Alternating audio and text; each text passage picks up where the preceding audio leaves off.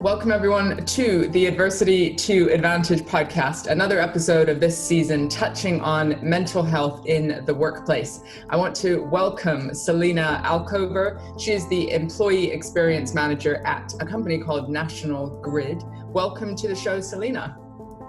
Hi, thank you for having me. It's so good to have you. And of course, we've never met in person, but we're put in touch and spoke briefly on the phone. So I'm excited about this conversation. So just to warm us up, we just love asking the same question to everyone. Just off the top of your head, what would you reckon is the most important piece of advice that you've gotten about your work or career? What's a good bit of advice that you've had? I think it's probably just to say yes. To anything that comes your way, all in retrospect, right? But just saying yes to those opportunities that anyone gives you. So especially me being, within the first, 10 years of my career, I've just been open to any opportunities that come my way, any additional projects, always keeping in mind, my bandwidth, of course, and having that good work-life balance, but really just trying to stretch myself and meet as many new people and network, because that really helps create those opportunities that come your way. I love that. So true. And a second question for you. What did you most need to unlearn to better yourself at work? So is there anything like barriers or conditioning that you just had to go, oh, this isn't going to serve me if I want to get to the next level? Oh, that's a great question. So I think me personally, I came from a retail background.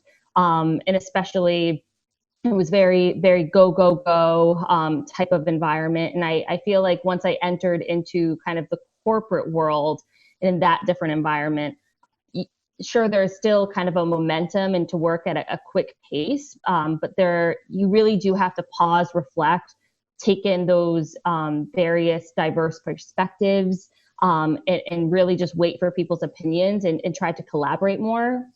Where I feel like in the retail environment and in customer service environment, you really have to act on your feet and use your gut instincts. And again, still have to use that at the corporate center, but you really have to pause, reflect, and ask your peers and your colleagues for assistance and guidance before taking that immediate next step. I think that's somewhere where I kind of tripped a little bit when I first joined the corporate center, as I was so driven and task driven to get things done, is that I forgot to pause and ask for people's help or advice along the way. What was the downside maybe to doing that, sort of the steam train going through things? Yeah. Yeah. So I mean, right, you're not pausing to really get people's buy-in. You're ending up with a result that's very one-sided towards your view, instead of pausing, reflecting, getting the insights of others to further build your case around whatever project or pitch you are working on. So that's where I kind of found the downside. Sure, you're able to produce a result rather quickly, but it's not the best quality that it should be. And there's something about reading your environment a little bit. So there's different stages of your career, but also different environments where we've got to sort of pause and adapt into what's going to make us most effective in that space. Oh, absolutely. Yeah. It's all about the audience and the environment you're working in. So of course, I think from company to company, the culture of the company that you're working in, that's something that you just have to adapt to. Yeah, and I love your answer earlier about saying yes to things. I probably would attribute a lot of my success to saying yes to things. And then you get to this interesting tipping point when you've got so many yeses and opportunities that you then have to go learn how to say no, in order to look after your mental health. Yeah, it's definitely that double-edged sword. So you have to tread lightly and be careful, but yeah. Well, it's a tough transition when you're in the habit of the yeses to know to then end up sort of deciphering which ones are the most useful at the time. Absolutely. Excellent advice. So give us a little flavor of your thoughts around this topic of mental health at work. Like, are you seeing a rise in mental illness? Do you think it's relevant for the workplace to be having this conversation? Oh, I mean, absolutely. I think now more than ever. So we are focused on mental health at work now more than we have ever been before. So you had mentioned, right, I work in the utility industry. So we're used to responding to storms and working around the clock with that pressure and that stress until all of customers' power is restored. So we're used to that kind of fierce environment and working on your toes and go, go, go. But this pandemic is by far the longest storm that we have ever encountered within the utility industry, within and many industries. And our employees, they're faced with this daily work while balancing the care and the safety of themselves and in their loved ones at homes. You know, the lines that employees once created for work and home, they're extremely blurred. And I think this leads to a level of stress that, you know, many are not accustomed to. And, you know, there is this stigma associated with mental health, you know, but in my opinion, this pandemic has really shed a new light on this topic. And I think it's because many people are facing these new realities and these stresses that challenge them personally and their personal mental health and in ways that it hadn't before. And, you know, managers and leaders alike within that work environment can empathize a little bit more than I think they were able to do before. You know, when you have an employee that has their baby crying in the background or their kid, you know, popping into the video shot, their managers and their leaders can relate because the exact same thing is happening to them. Yeah, so there's something quite connecting in a strange way Yeah. about the pandemic or the position that it's putting many people in. I agree with you just around the stress levels, you know, where we've all experienced stress at some level. Now there's this shared sort of stress that is affecting us in it from a community perspective. Some leaders find that transition, even though they might be experiencing the same thing, some find that transition of like authenticity or vulnerability a bit easier than others. So, you know, you've got that still the people in the more old school ways of working who might find that quite challenging. You know, what do you say to them? Do you think, hey, we've all just got to get on board and get really real? Or, you know, some people are just resistant and still have the walls up. Yeah, no, I mean, absolutely. And I think we find that, and even in the utility industry, I mean, we have many employees that have been with our company for 30 years. So we have many different demographics of employees that I think are responding differently to the situation. And I think the message is that the world is forever changed. We can't expect our management styles and our leadership styles to stay stagnant. We have to adapt with the changing times, and we have to adapt to what our employees are needing. I think there used to be a mentality in the workplace where, you know, at work, right, you talk about work. It's focused on the priorities, the projects. It's very results oriented and driven, and you kept that home life at home. And that was naturally, I think, what employees even did themselves, right? You try to create that work-life balance. You try to keep those things separate. And now it's in one big mixing pot. And so the way that managers and leaders have to react to that is you have to be, you know, open. You ask those questions. The way we were checking in with our employees before when they were in the office, it looks different now. So we don't see our employees face to face every day. We're managing them remotely or you know, at a distance. So those check-in measures, they have to look differently. And of course, every single manager's style is going to be a little bit different. But at the same time, we have to ask the right questions, and we have to ask them frequently. Because I think in my own personal experience, just in, again, my personal experience, and then also what I've seen is that mental health can hit you very quickly. It's sometimes it's slow to develop, and sometimes it is a switch. Absolutely. And for anyone who's had a buildup of stress or trauma or personal experiences over the last months or years, the pandemic and the stress now could just be that bit that pushes them over the edge in a way. So you're right, it can be that slow burn or that sort of quick cycle. And managers need to adapt or perhaps ask different questions. When you talk about those remote check-ins, what are some of the things you think managers or leaders should be saying? So I know there's the how are you, and maybe that could be a bit more loaded now, like, no, how are you really? But are there other questions or ways that people can effectively check in when they're remote? Yeah, I mean, honestly, I just had a meeting the other day with one of my colleagues, and I think working at home, in these virtual settings, when we enter into a Zoom meeting or whatever that meeting is, we go straight into the topic of whatever that subject matter is about. And it was actually nice. I entered into a meeting with one of my colleagues, and I started going right into the agenda. And she was like, "Oh, wait, I just wanted to say, like, how are you? How are things going? I know, you had a child during a pandemic or whatever this looked like." And she was like, "Oh, just how are you?" And to your point, right, it's a more of a loaded question. But then even asking deeper, what did you do this past weekend? How are you and your family doing? And of course, we always want to be protected that, maybe our employees don't want to share personal things about themselves, and that's okay. But just asking about, even hobbies. What did you do for fun this weekend? What's something, even that question of like, what's a balloon or a brick, if you've heard of that saying, where it's like, what's a positive thing that's happened to you this week, or what's something that's negatively impacted you, and let's talk about that. They don't have to relate it back to their personal life if they don't want to. It can be work related, but it gives them a forum and the opportunity to share. And what I find that makes it even more open is when that other person from the other side, or that manager or leader, potentially champions that activity. So let me share something that positive that has happened to me this week, and let me share that something that has challenged me this week, and how I dealt with it, or who I leaned on. You want to lead by example in a way, but again, it's asking more well-rounded questions. Of course, hey, how are you doing? It's more loaded, and that's impactful, but we need to dig a little bit deeper.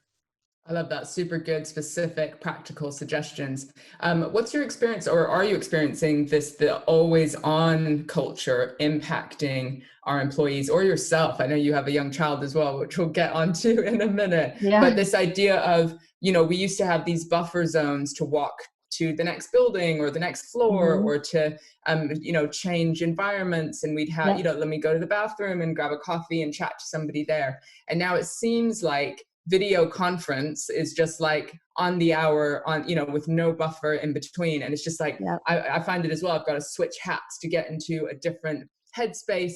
But it's just because we're scheduled to the max. And then perhaps we've got young children or the personal experiences. So then, because we can always be on, we just keep going into the evening.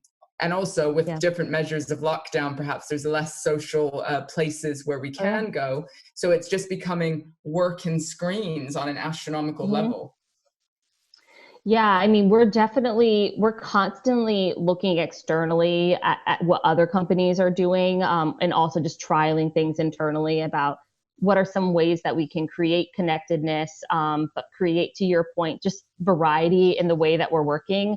Because, right, I think before, when we were in the office, I was just talking with a colleague the other day, we used to get up, once an hour and just walk down the hall to the cafe, fill up our teacups, have a quick chat, not work related, get back to our seat and get back to work. And that kind of breakup of the day, it really helped re-energize you, right? Just having that social interaction, talking about something separate from work, and then going back into it. It brought you back to a pace where you were able to give more to your work. And to your point, now it's literally Zoom meeting after Zoom meeting after Zoom meeting, and you just get exhausted. So one thing we're also recommending is that instead of having meetings booked for 30 minutes or an hour, that you take more segmented time. So instead of scheduling that hour meeting, schedule a 45-minute meeting. That way you have that 15 minutes buffer in between that next hour segment or the next 45-minute segment to get up, walk around, stretch. At our utility company, we're very much safety focused. Of course. So we're constantly encouraging employees to get up, move around, take a wellness break, get a glass of water, and do those things, and try to change your environment. And we're also just trying to, introduce, virtual water cooler sessions, coffee chats. Again, they are virtually, but we're just trying to take time in the day to catch up about personal life, like things that would naturally happen while you're in the office, where you're kind of just, having those natural organic conversations. So yes, of course, now it's a little bit more forced, but we're hoping as we continue to provide these opportunities, they can become more organic in nature. Yeah, completely. And just on that topic of the constant Zoom meeting, I love the let's do it for the 45 minutes or the Yeah. shorter blocks of time. Is there something around seniority though? So if the higher ups request the 45-minute meeting, then people are like, yeah, all right. But if the people maybe lower down on the ground, maybe they feel less power or a freedom to be able to call that and say, oh, actually, could we do this in 45 minutes instead of an hour? You know what I mean? Right. There might just be a different spread. Yeah, I mean, again, I think it's part of the culture, it's the behavior that we're trying to get into, and it's definitely a leading by example thing. So it's something that we're really heavily promoting right now, and with the leaders kind of demonstrating that behavior, it kind of trickles down into the organization. Honestly, I haven't found that it's specific within a Levels of level of hierarchy. leadership. Yeah. Um, and thankfully that, that's a good thing. And it really does challenge you to making sure you're delivering at that pace and getting the topics done within that meeting. And sometimes it doesn't always work, right? Sure. Usually you come to the end of that 45 minutes and you say, wait, does everyone have an additional 15 minutes because we're not done? And of course, naturally you do Yeah. because no one's scheduled like that 15-minute block.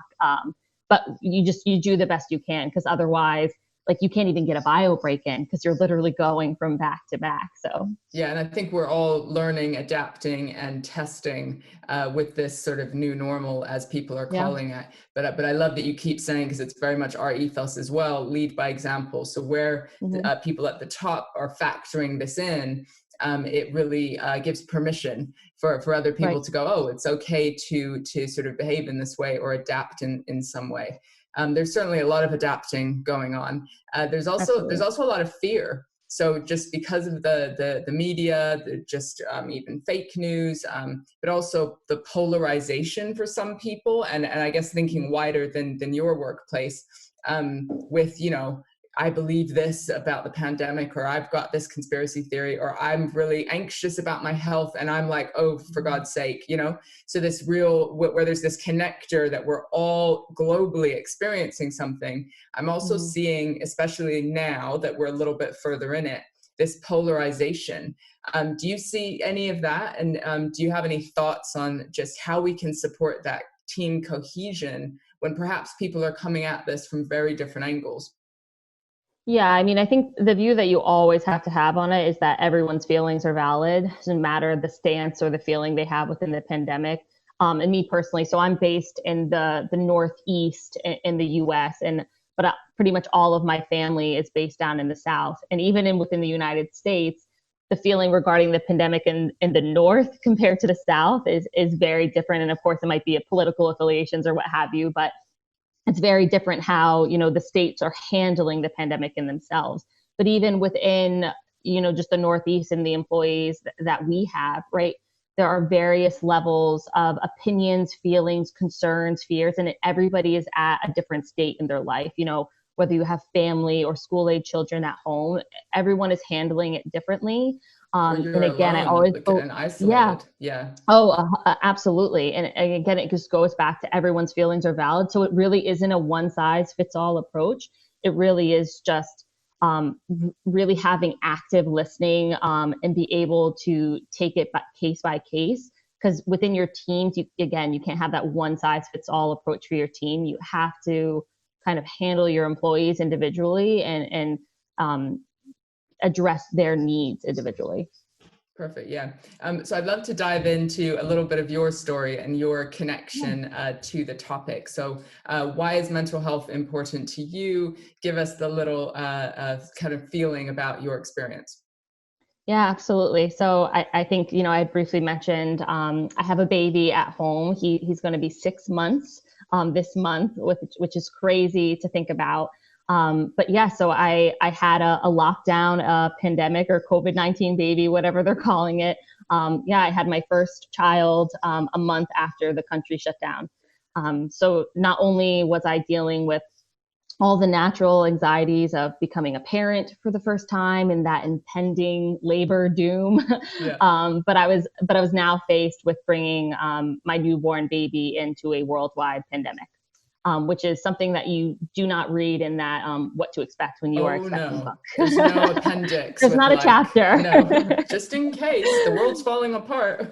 Yeah, Think what to about these do. things. Yeah, no, there's no Yes, emergency guideline. Goodness, what was that like? no. So So yeah, you got anxiety layered on anxiety. oh yeah. Yeah, I mean, I found myself completely isolated postpartum and in the throes of really the worst of it. So the support that my husband and I had lined up with family and friends, to come and visit and to just help care for us while also the baby, that all dissolved, right? So we feared for the health of ourselves and for our newborn baby boy. And we weren't able to have that level of support that we had lined up. It went from having, visit after visit, which I know people's opinions on having people come to visit is all over the place. And personally, where we were living, we did not have any family nearby. So we had tons of people just coming who were excited to meet their first grandchild or whatever that was, but also we were open to having that additional support. And that was completely, taken from us.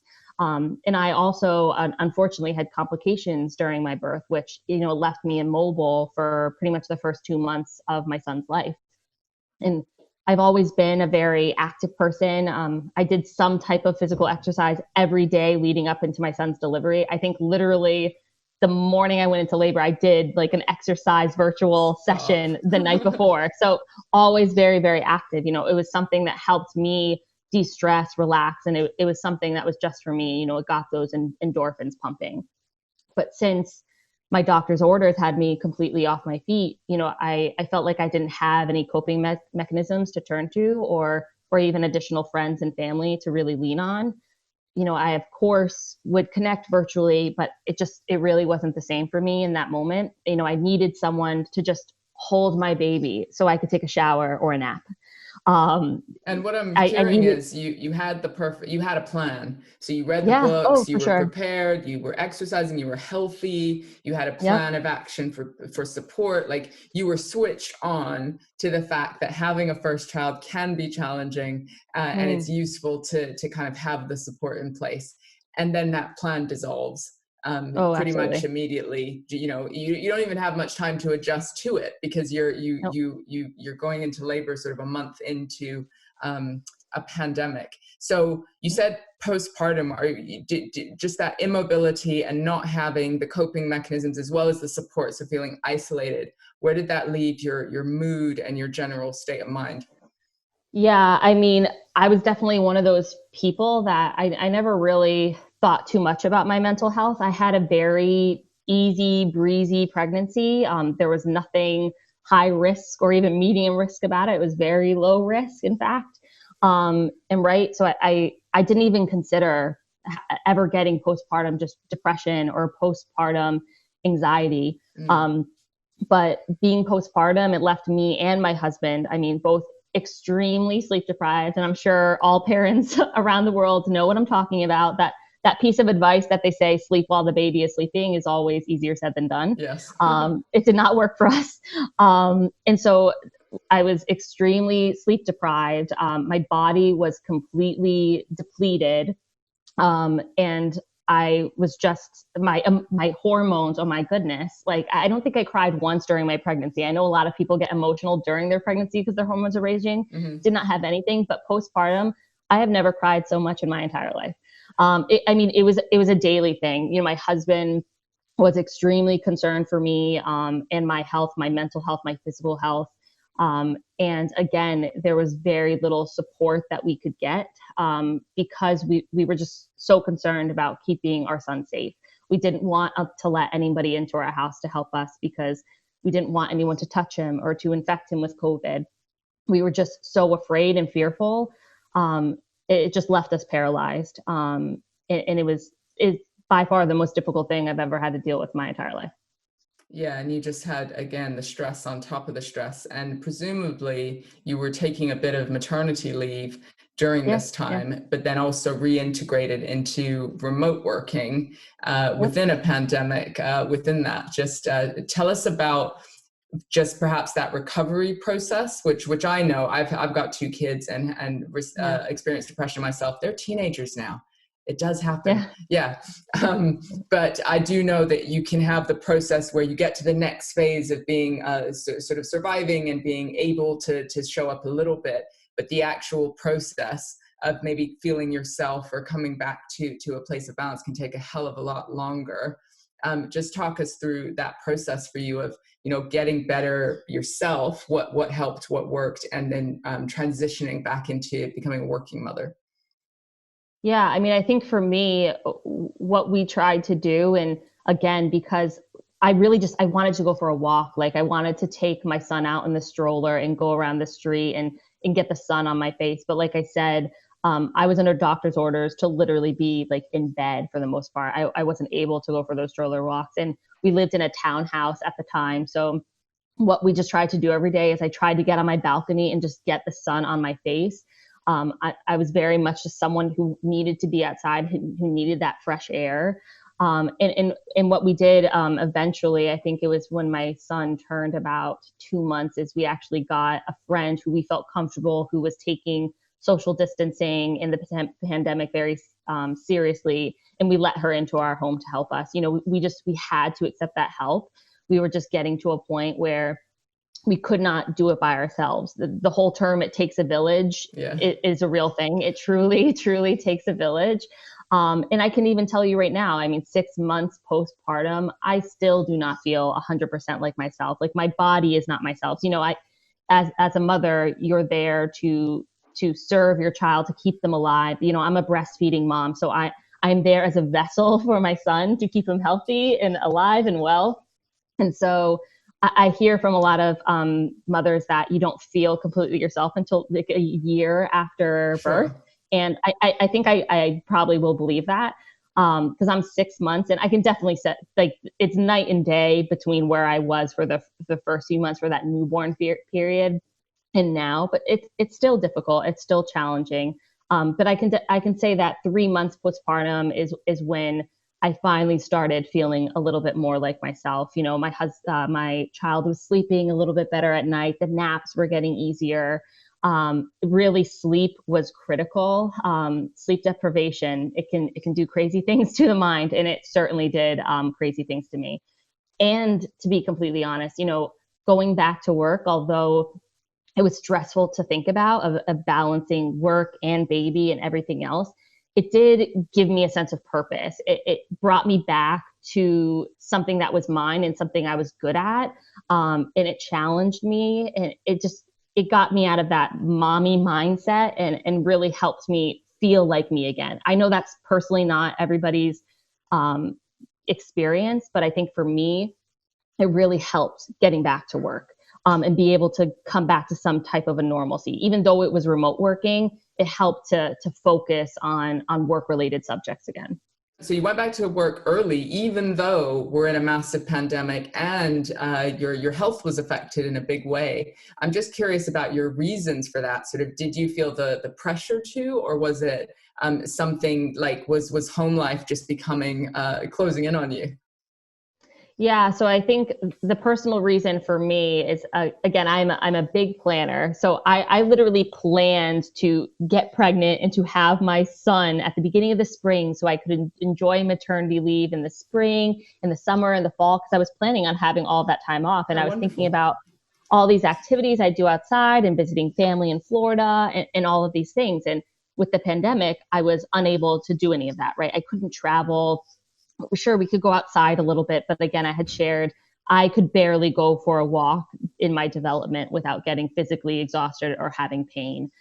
So the reason why I decided to go back to work is thankfully my company supplies the opportunity to take that parental bonding leave intermittently. So I'm able to use it before the first year of my child's life.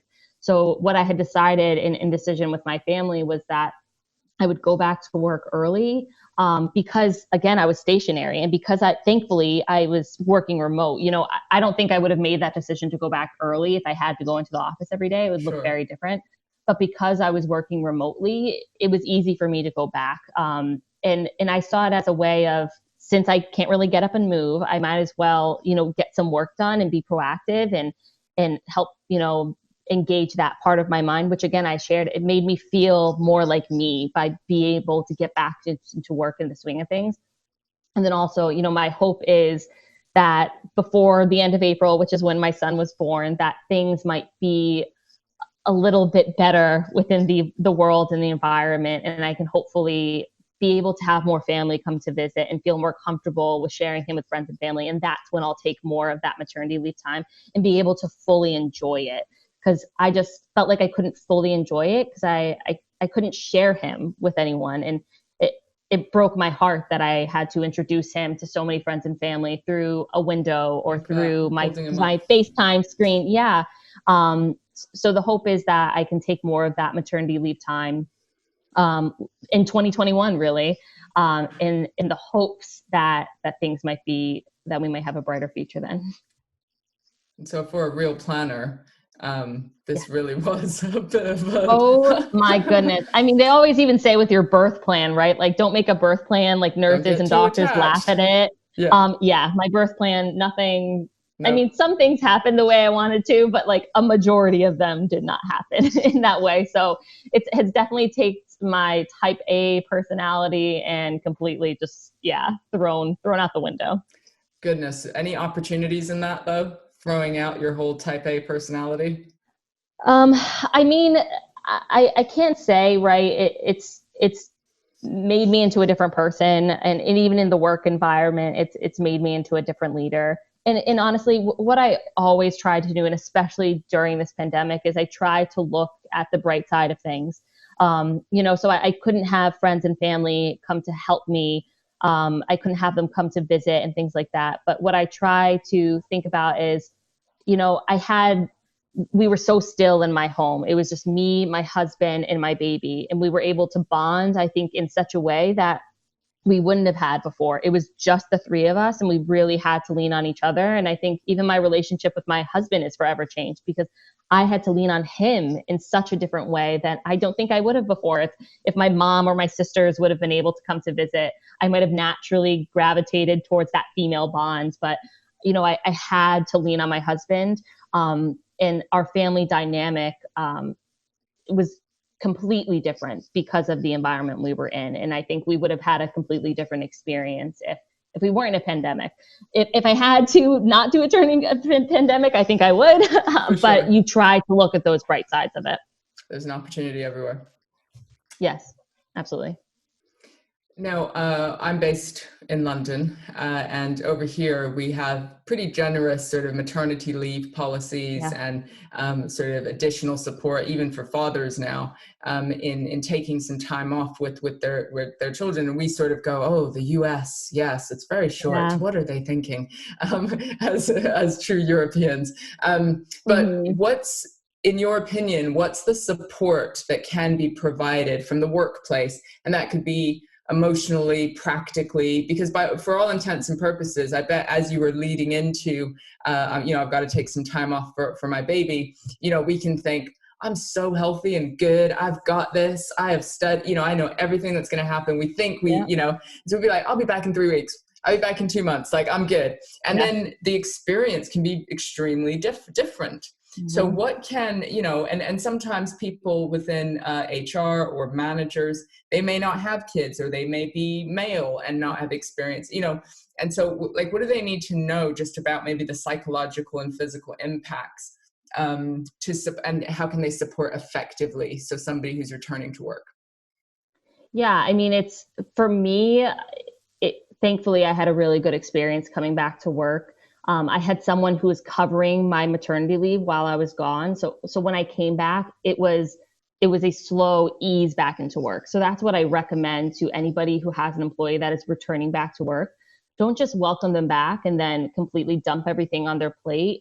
It's a transition. So you need to make it a transition, and the transition isn't a light switch. It's a slow progression of getting them back and accustomed to the working environment, and to be empathetic. Again, not everyone, to your point, can personally relate to, having a child during a pandemic and the additional stress that gives, but they can relate to other stresses and to other transitions in their life. whatever that may be. So it's all about relating, taking the time and going slow at pace.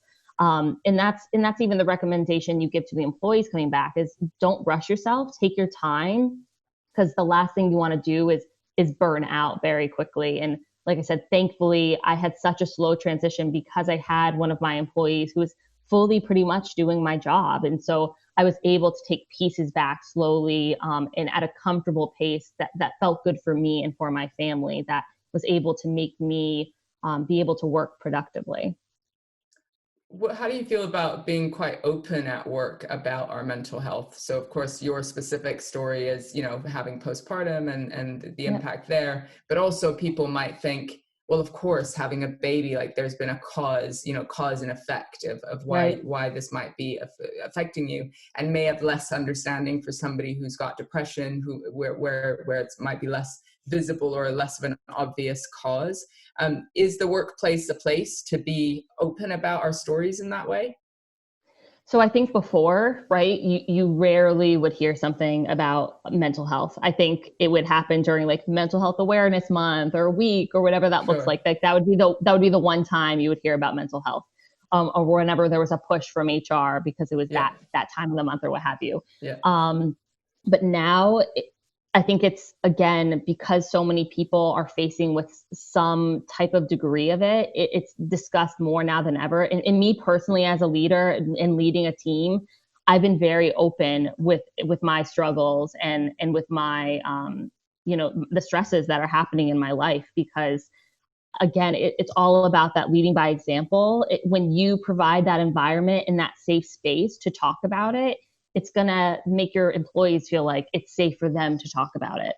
Because that's the one thing we don't want to have. We don't want people to keep it buried and to feel like it's not safe to say something, or to ask for some type of time off or leave, in the fear that it's going to make them feel weak or that it's going to negatively impact them. You know, the fact that our leaders are coming out and saying, I'm dealing with this, let me tell you my personal story, that's what really helps lead the way for other employees to feel open about talking about it at work. Because pre-pandemic, I don't think we heard a lot about it. And now every single day, we open up our meetings with a safety and a wellness message. Any major meetings where you have like more than 5 people, we always start with that because it's top of mind for everyone. And we want to build a culture where it's safe to say something. So really just kind of incorporating it into meetings and structures, but also, Yeah. again, we can't expect other people to be open if we as leaders aren't Yeah. willing and able to be open ourselves. I've often heard, and and I'm not saying this relates to your story, but with the Yeah. thing around maternity cover, so where there's an internal employee perhaps stepping up, perhaps taking on a bit more, and then that return to work, there can sometimes be a little bit of friction just around who's getting credit for what, whose project was what, and perhaps enjoying the work and some resentment, or like that transitioning from a emotional level as well as just the practical transition level. What would you say to that? Do we need to be sensitive about that? Yeah, and it's definitely a case by case basis. I can definitely personally speak to the experience that I had. So originally, my company actually, thankfully in the U.S., gives a pretty good maternity leave to U.S. standards. So I was actually capable of taking about the first 5 to almost 6 months of my child's taking that parental bonding leave. Actually, this past Monday would have been my original pre-planned day back to work. Okay. But because of the pandemic, I actually ended up going back to work quite sooner than I had planned, in the hopes that I'm going to take more of this maternity time later on in the year when hopefully things are better. But honestly, who knows what's going to happen? So I actually was faced with a unique situation where I had given one of my employees the opportunity and saying, hey, we're giving you this developmental opportunity to have my role for the next 6 months almost. Yeah. And she was very excited for that, and what that could bring. And so when I had decided to come back essentially 2 to 3 months early, I had some concerns of, am I stealing this opportunity from her? Like, Yeah. sure, it might be the best decision for me, but I don't want that to negatively impact her. And I brought that to her with an open conversation. to get her thoughts and feelings about it. And I was able to make adjustments in the work that I was doing once I came back, and to take on different projects. That way I didn't take that experience from her. Again, it's case by case. And I think in my situation, we had a very open dialogue. It wasn't something that we didn't talk about, because I was very conscious that she was excited about this. She was excited about having the extra responsibility. And I didn't want to just come back and say, hey, thank you, I'm going to take everything back now, have a good day. Yeah. And it's also about appreciating and recognizing them. So within my company, we have a great appreciation and recognition system. And we use that to really express to that employee how grateful we were for the work that they did in my absence. And we continue to provide them developmental opportunities even once I got back. So it's all around having the open dialogue, really appreciating and recognizing for the work and the coverage that they're providing. And especially in the UK, I'm sure it's different when they're covering for them for a full year, right? But it's case by case, and it's all about not blurring, not the word blurring, but not just rolling past it. You really want to talk about it. Well, that's what I'm hearing. Everything you're saying is transparency and openness. Yeah. So even as a leader going, hey, these are my concerns and worries. What do you think? How can we make this work for you? So it's that open dialogue. And you need a level of psychological safety within the business, or at least within the relationships with the teams, in order to make that happen. So I'd love to just future focus for a minute. We have been in some way just thinking about the pandemic and how it's affected the conversation around mental health. Do you think the world is forever changed? So even if we go back to some level of normal and we go back into our offices, do you think, just from an emotional place of connection and this conversation that's now sort of opening up around mental health, do you think we're forever changed, or could we go back to a place of, this is my work life and this is my home life? I mean, I honestly, at this point, I think we are forever changed. I think this pandemic has truly shaken the entire world, and just and how we work. And even why I say that, I think even companies are finding, remote working, taking a stance that they're going to continue on with it for the next few years or for the forever future.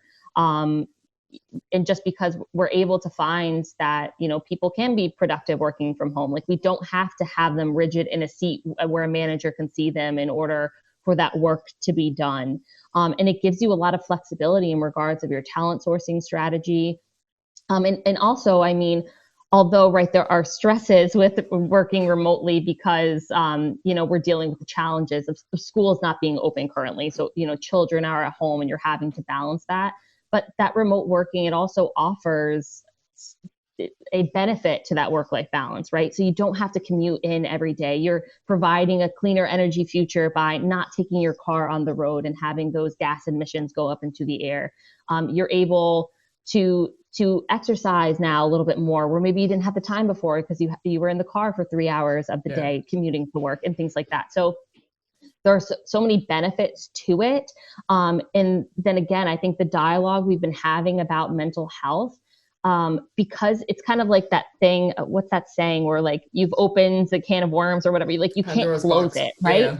Yeah, right. So it's opened, you can't close it back up again. So I think it's part of that. I could see it, maybe losing a little bit of its steam if we got back to a somewhat normal type environment, but I think it's always going to be this new normal.